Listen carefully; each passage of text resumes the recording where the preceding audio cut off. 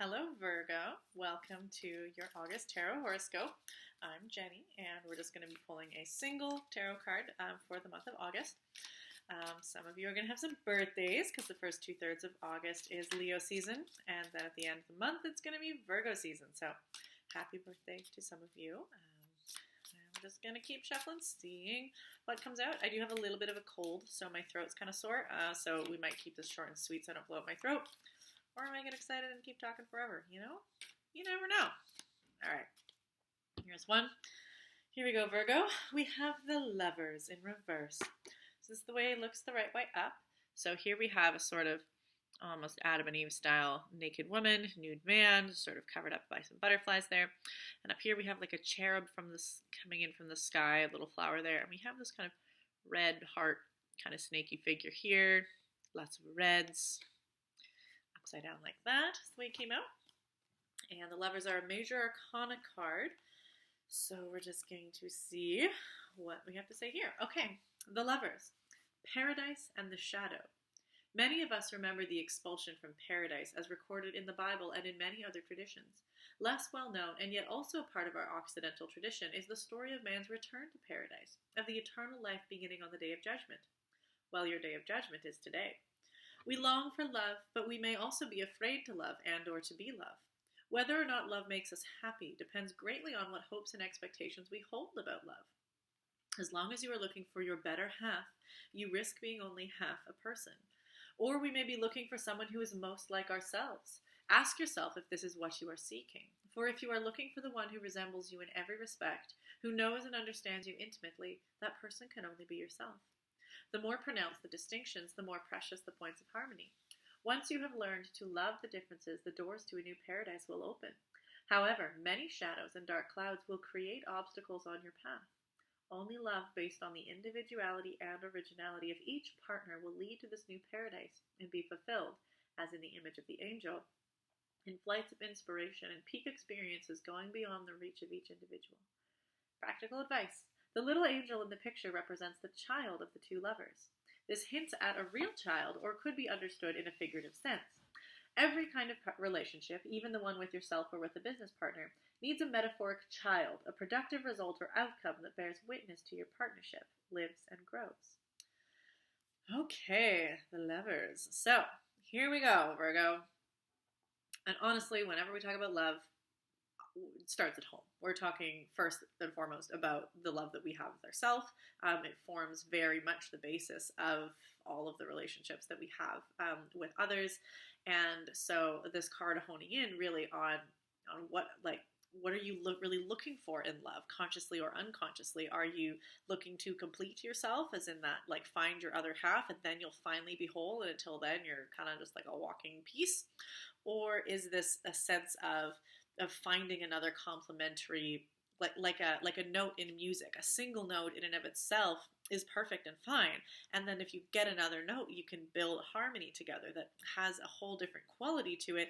But there's nothing wrong with a single note that's not playing harmony. It is itself on its own, and then it can complement and find harmony and melody with a whole bunch of other people and build this sort of symphony of sound. So that sort of sense of, like, how do you feel about the music of your life? How do you feel about the music of when you are solo and an individual? Or are you looking for kind of making music in partnership with other people? So this is, and like, yeah, there's so much that can come up with this particular topic because it can be a deeply triggering experience. How we behave when we're faced with love. When you actually do find somebody who thinks the sun shines out your ass, what do? Do you turn and run? Are you hypercritical of them? Do you really flourish and really become the best version of yourself that you can? Do you sabotage it? There's so many different things that we do. And this, again, doesn't have to just be like romantic relationship love. This can be business partnerships. This can be friendships. This is just any time that your note comes in contact with another note and you start building a harmony about it. How do you want to continue that? What are your what kind of comes with that? So this is, and then there's this sort of, this metaphoric child here, real or otherwise. This is sort of just like the music that comes. What is the melody and the music that comes as a result of the notes of us as beings coming together. What's the music you want to play? Is it a baby? Is it a job? Is it just the resonance of that experience? That is like, that's kind of what is it that you want? Do you have a goal for this? Are you a person who has goals for your relationships, or are you just happy to experience them and see what evolves from them naturally? None of these things are wrong. I'm asking a lot of questions. Why is she asking so many questions? Well, Virgo, these are questions you can ask yourself, or you can just live it through, whatever you prefer. I mean, in general, don't mind me if I just got tea from my throat here. Lots of Virgos are fairly like critical, like wanting to get kind of sort things out, kind of want to know what's happening before you leap, trying to get everything in order. So these are questions that may be really helpful to ask yourself if you've been single for a while and you're looking for a partner, if you've been in a relationship for a while and you really want to assess, like, is the music still good? Are we in kind of discord and harmony here? And all of that. These questions are great to ask yourself. And as long as you know that sometimes the answers are only going to come in the experience, you can't always just like wait for the answer before you take action or make your choices. Sometimes it's good to have these questions in your mind so that as you move through life and these relationships, then you can start to say like, that's my answer. This is really working. Ooh, this is maybe that's a bit jarring. And you can start to fill out what it is that you're kind of wanting and as you go along. So yeah, this feels like this month is just sort of really more consciously looking at the music of your relationships and seeing where you're at with them. Do you like them? Is it still playing a lovely tune? Do you want to do something else? And not necessarily having to like jump and torpedo things, but it's just, sometimes there's background music that you're listening to and other times you're just really, really sitting, really paying attention, seeing what it feels like. And this just sort of feels like this month is a good time for that. And yeah, it really doesn't feel like jumping at this point. It's just really more intentional noticing. This first 2/3 of August is Leo season. And Leo season is very much about expression. It's very much about confidence. And it's also, Leo is the center stage. So when you're in your Leo energy, you're the one who you need to be concerned about. So a lot of the time when we're in relationships, especially lover partnerships, it can be really easy just to either over-focus on the two as a unit and neglect the needs of the individuals, or it can be really easy to just like subordinate yourself to your partner and always do everything you can for that person.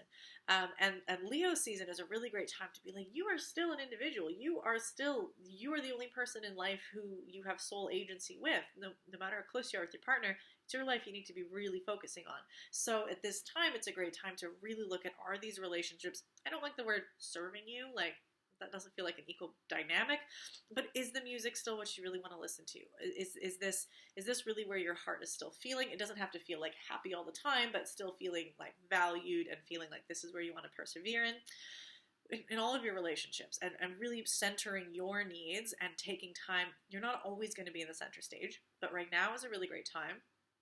What are my needs? What is it that I want? What do I want to express? Am I feeling like I can express myself in my relationships?